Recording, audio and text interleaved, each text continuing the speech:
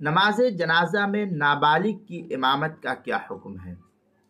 चुनांचे नमाज जनाजा पढ़ाने वाले इमाम का बालिग होना ये उलमाए अहनाफ के नज़दीक शर्त है।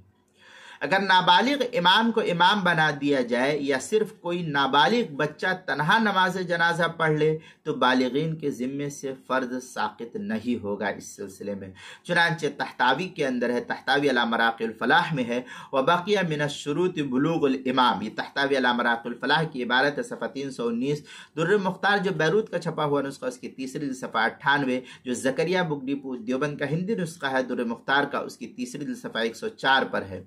अब ये कि अगर नाबालिग बच्चा मय्यत को गुस्ल दे दे तो गुस्ल हो जाएगा। मय्यत को गुस्ल देने के लिए गुस्ल देने वाले का बालिग होना इसको फ़ुक़हा ने शर्त में करार नहीं दिया है। चुनांचे फतावा शामिया में अस्सबिय्यु इज़ा गसल मय्यत जाज़ व इज़ा अम्मा फ़ी सलातिल जनाजा यंबग़ी अल्ला यजूज़, इस तरीके की इबारत फतावा शामी जो ज़करिया बुगडीपुर देवबंद का हिंदी नुस्खा उसकी तीसरी सफ़ा 104, जो बैरूत का छपा हुआ नुस्खा उसकी तीसरी सफ़ा 98, किताबुल मसाइल उसकी दूसरी सफ़ा 79 पर इसको नकल किया गया है।